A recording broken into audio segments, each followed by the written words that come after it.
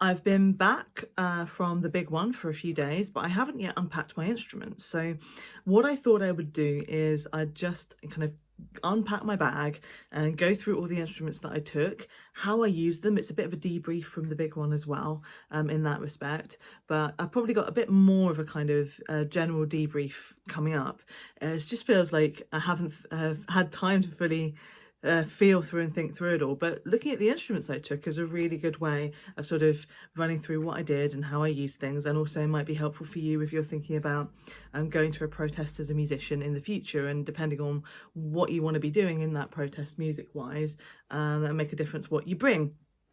So first and foremost, the thing I used most often was my 3/4 sized nylon string guitar with the K&A pickup in it, and that was really brilliant.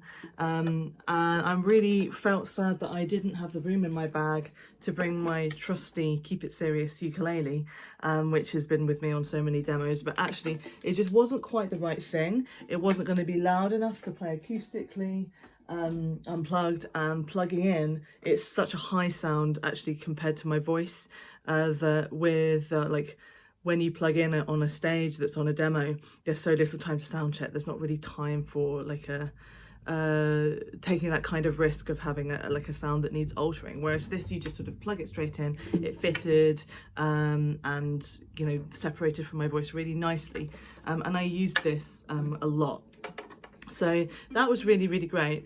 I think I said in a previous video, even though it's a 3/4 sized classical guitar for children, that I don't tune it like a guitar. I tune it up a fourth. So the low string is A, so everything's up a fourth. So it is a little bit higher, and that feels a bit like a bit of a shame to lose the bottom end, particularly when you're kind of plugged in on a stage. So what I took with me, which worked really well, even though it was a bit of a pain in the back because, you know, it was quite heavy, was this was how I plugged in basically. So I took this octave pedal, which is a smart octave pedal. Basically, you can set it so it puts the lowest note that you're playing down an octave.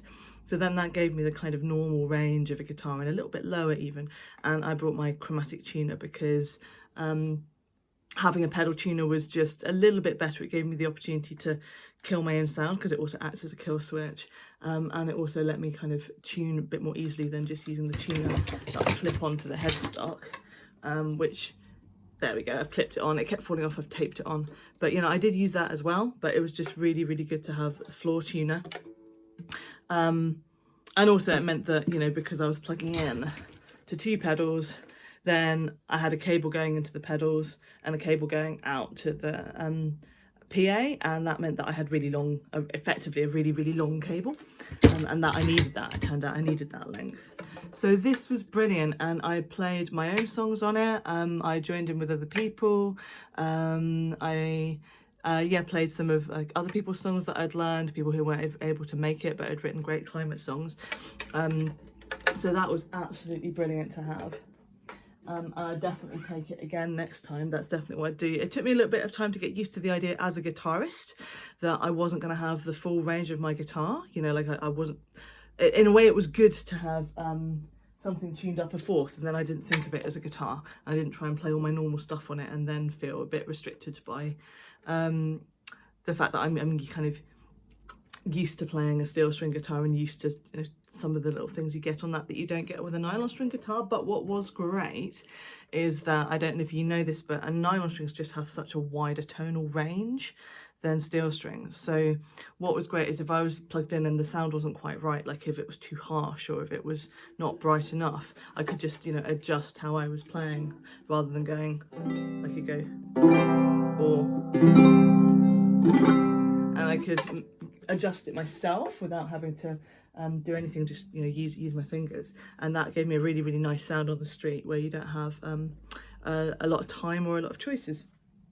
So other things that I did was, then quite often you get past a microphone and asked to do like some call and response with a crowd, or basically to kind of engage some of the people who are there on the demo just with a microphone. So you can't plug in an instrument and you're thinking, what do I do now? So what I did, and I wasn't actually expecting this to use this, but I used a harmonica. So I held the microphone. Do I have a microphone to hand? No, let's pretend that this power bar is a microphone. So I held the microphone, and I'd learned 2 tunes. Power to the people. Power to the people. People got the power, and we got all the love, which I'm still not very good at.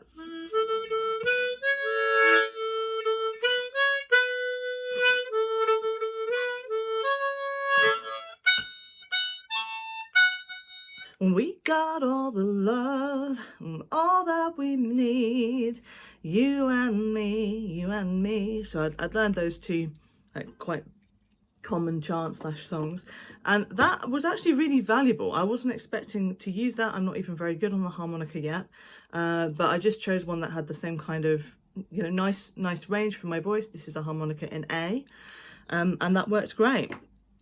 What else did I use? Also, I wasn't sure how much I'd participate in drumming, but I did bring my snare drum. And I realised that if I had not had a place in the demo to leave my things, then I wouldn't have been able to bring both a guitar and a snare drum. It was just too much to carry. So I was really fortunate because I did have a place, you know, behind the stage that I was able to leave my things, but I had to be aware that, you know, no one was really guarding that I could have lost those things. So anyway, I did that. I brought my snare, and I did play my snare kind of one time with a band, just accompanying a band who didn't have their drummer with them, just on snare drum, and one time with XR rhythms. I thought I would use this and I would bring it again, my go-go. I thought I would bring that again, but it just turned out that because I could bring my snare, I ended up using that much more. So what else is there? What else did I use? Little opportunities to kind of just join in with people playing. Sometimes it's nice to have a tambourine, and I did use that. I did bring a couple of shakers as well. I didn't actually use those, but again, I would bring it again. They're really small. Sometimes they're really helpful for teaching rhythms as well. If you get a quiet space to teach some rhythms, maybe to some people learning drums. And also that when you just have, again, when you're just given a microphone, it's possible to sing and use that, and it can be heard just to get a tempo. So I used quite a lot of things all the time. I had quite a lot of things about my person all the time, like not just in my bag, but, you know, in my pocket, harmonica in my pocket, guitar strapped to me some of the time. It was worthwhile actually running around with some drumsticks in a back pocket because, you know, once I kind of didn't have my snare but ran into some drummers and they didn't have quite enough snare sound, and actually it turned out that if you have 2 people playing one snare, it still, you know, gets more sound out of that snare, not quite as much as 2 snares, but it did made a bit of a difference there. What I didn't use, but I know that I could use in the future, was my stuff that I brought for participating in folk music. That just didn't come up, but they're small, they're light. I definitely would use them in future. And also once when there was a bit of drumming happening and I actually wasn't able to go and join in, but I sort of just went to the edge of where the drummers were just for a minute, and I tried playing, you know, playing along with this fife, you know, playing something like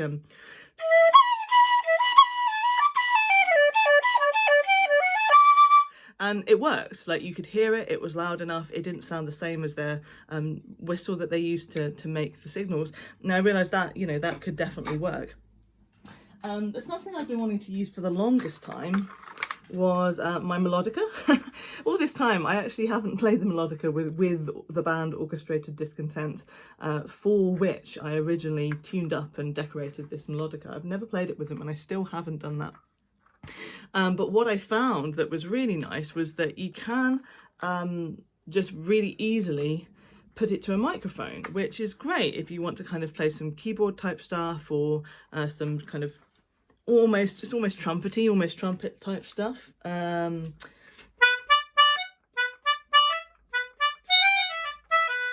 Or, you know,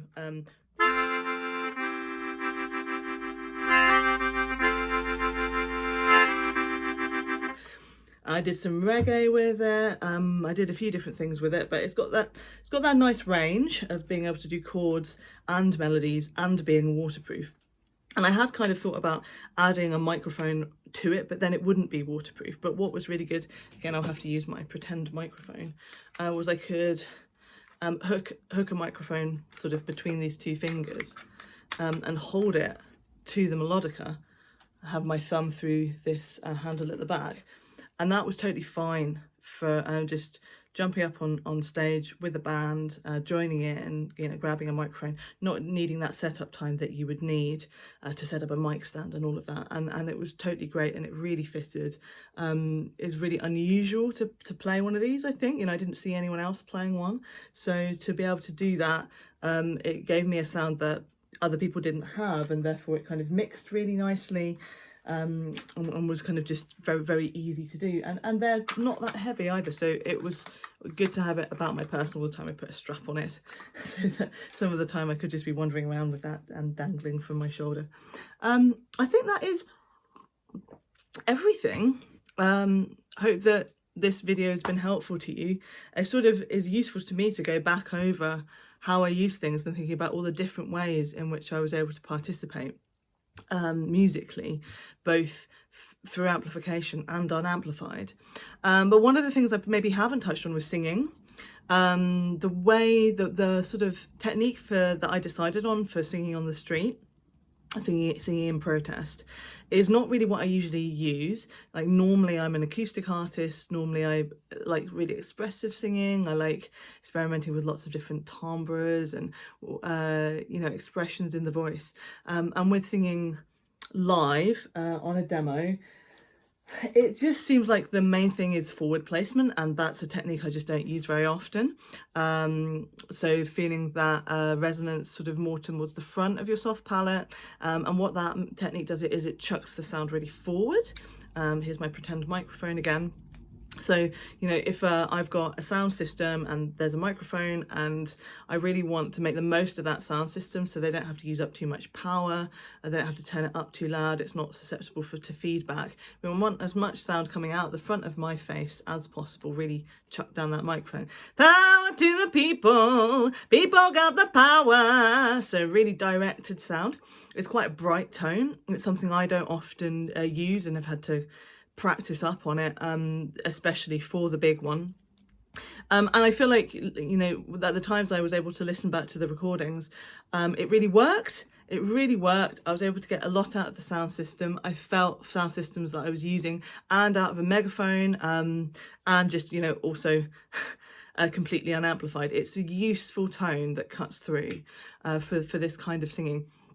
But for me, I almost felt like that feeling you have where you suddenly understand how to pass an exam just after you've had the exam. I felt like my tone wasn't that stable. It sounded strained in places. I felt like I was pushing the strength in my voice. Sometimes I was a bit flat in tuning. I kind of just sounded like someone who was learning this, which I was. But I'm glad I went out there and did it. And I think that for the next one, my kind of way of using that technique is going to have stabilized a bit more, and I definitely recommend, you know, practicing forward placement of projection in your singing, so that you can do that without straining your voice, because I think it's really easy to get excited and just sing really loud, which is great, but if you've not got the technique to underpin it, then very quickly you can do damage. And I know I've not said a great deal about that so far, but maybe that would be kind of for a tuitional video at another time when I feel I've mastered it a bit more, because I still feel that for me this is new and something I'm learning, and not necessarily something I could teach. But anyway, yeah, thanks for listening, and see you on the streets.